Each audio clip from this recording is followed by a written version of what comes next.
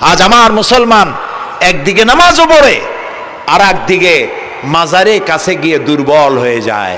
আছে না? আছে কি না? মাজারগুলির কাছে গিয়ে সাহায্য কামনা করে। আমার নিজের চোখে দেখেছি মাজারে গিয়ে কিভাবে সেজদা দেয় কবরকে। বলেন নাউযুবিল্লাহ।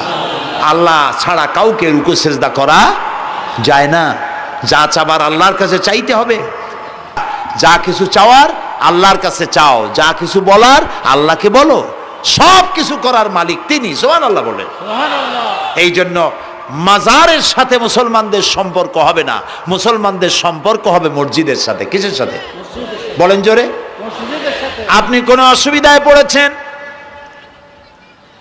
মাজলুম হয়েছেন, অত্যাচারিত হয়েছেন, চাকরির সমস্যা হয়েছে, ঘরে খাবার নাই, অসুখ বিসুখ হয়েছে, নানান ধরনের সমস্যায় পড়েছেন, কোনো মাজার নয়, কোনো পীর নয়, মসজিদের ভিতরে চলে যান, উজু করে মসজিদে ঢুকে 2 রাকাত কাজায়ে হাজাতের নামাজ পড়েন।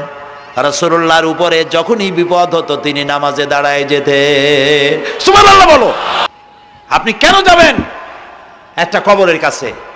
আপনার সাহায্য কামনার জন্য কোনো পীর নয়, আপনার সাহায্যের জন্য কোনো কবর নয়। সাহায্য পাওয়ার জন্য কে? আল্লাহ চান আপনার ঈমানটা খালেস হোক। আল্লাহ তাআলা এটা বরদাস্ত করতে পারেন না যে মানুষ কারো কাছে গিয়া আরেকজনের কাছে গিয়ে নথি স্বীকার করুক। আল্লাহ সহ্য করেন না। ইন্না শিরকা লাযুলমুন আযীম। শিরক হচ্ছে মস্ত বড় জুলম, অত্যাচার। আল্লাহ সব থেকে অপছন্দ করেন কোন গুনাহ? বলেন শিরক। আল্লাহ সহ্যই করেন না। কেন করেন না? একটা যুক্তিতে আসে। যারা বিবাহ করেছেন তাদের স্ত্রী যদি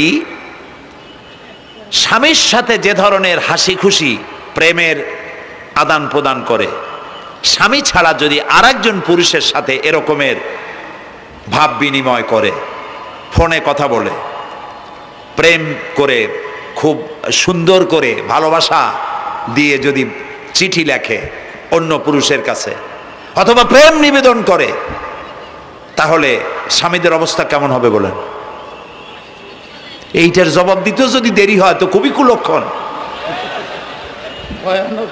হ্যাঁ, ভয়ানক হবে, ভয়ানক হয়ে যাবে। নিজের চরিত্র যতই যা হোক, বউর চরিত্র ভালো চাই। আচ্ছা বলেন তো, স্ত্রী আপনার সঙ্গে যেভাবে প্রেমের হাসি হাসে, প্রেম নিবেদন করে, ওই রকম আরেকটা পুরুষের কাছে সাথে করলে আপনার সহ্য হয় না কেন? আপনি স্ত্রীর উপর আপনার অধিকারটা কতখানি, কি জন্যে? আপনার স্ত্রীর যে হাসি, যে মিষ্টি হাসি, যা আপনার প্রাণ কেড়ে নেয়, ওই হাসিতে আপনার কোনো অবদান আছে? বলেন। তার যে টানা টানা চোখ, সুন্দর ভ্রু, মাথায় অনেক লম্বা চুল, শরীরটা সুন্দর, যৌবন, রূপ, এর ভেতরে আপনার কোনো অবদান আছে? হ্যাঁ আছে, একটু তো আছেই। আপনি যে মুখ দিয়ে বউটা হাসে, সেই ঠোঁটে একটু লিপস্টিক লাগাইছেন। যে চোখের জন্য আপনি পাগল, সেই চোখে একটু কাজল লাগাইছেন। শরীরটাকে পেঁচাবার জন্য সুন্দর একটা শাড়ি কিনে দিছেন। একটা শাড়ি দিয়ে, একটু লিপস্টিক কিনে দিয়ে, চুলের একটা ক্লিপ কিনে দিয়ে, একটা ভালো শাড়ি কিনে দিয়া স্ত্রীর উপরে যদি এত অধিকার আছে যে কোনোদিন মৃত্যু পর্যন্ত কোনো প্রেমের হাসি, ভালোবাসার আদান প্রদান আপনি ছাড়া আর কারো সাথে করতে পারবে না, এইটা যদি আপনার অধিকার এভাবে প্রতিষ্ঠিত হয়, তাহলে এই হাসি যিনি দিলেন, এই দাঁত, এই সুন্দর চোখ, এই রূপ, এই যৌবন যা আল্লাহ তাআলা দিলেন, তার সামনে কোনো পীর অথবা কবরের সামনে যদি হাত পাতে আল্লাহ বরদাস্ত করেন না। কথা কি বুঝে আসছে? কথা বুঝে আসছে? আলহামদুলিল্লাহ বলেন। আলহামদুলিল্লাহ। বুঝলেই আমাদের কষ্ট সার্থক। আলহামদুলিল্লাহ বলি। আলহামদুলিল্লাহ। আমরা যেন আল্লাহরে চিনতে পারি, বুঝতে পারি। আমার বিশ্বাস করুন, কোরআন আমার সামনে, আল্লাহর কসম, কোন জীবিত পীর, কোন মৃত্যু পীর আমার ভাগ্যের ভালো বা মন্দ করার কোনো অধিকার রাখে না, রাখে না, রাখে না। কোন পীর ফু দিয়ে আমার ভাগ্যকে ভালো বানাই দিতে পারবে না, পারবে না, এবং আমার একটা চুলও বাঁকাও করতে পারবে না।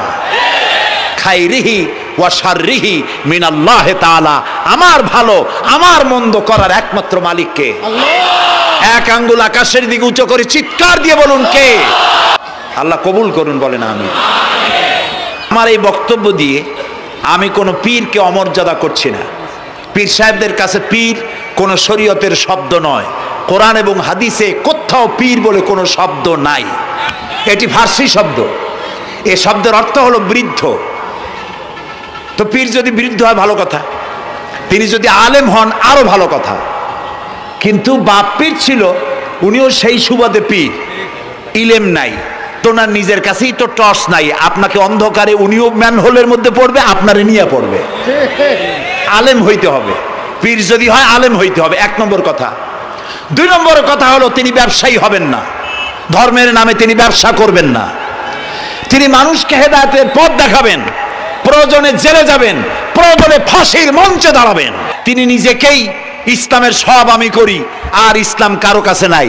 যারা ইসলাম করলো 70-80 বছর ধরে, রাজনীতির পথ দেখালো, তারা ইসলামের দল না, ওনারটাই ইসলামের দল। এই ধরনের ফাজলামি বক্তব্য থেকে বিরত থাকতে হবে। এই ধরনের বেয়াদবিপূর্ণ বক্তব্য থেকে বিরত থাকতে হবে। আমার দোকানে খাঁটি ঘি পাওয়া যায়, আর কারো দোকানে খাঁটি ঘি পাওয়া যায় না। ইসলাম নিয়ে এই ধরনের মনোপলি বিজনেস করতে দেওয়া হবে না।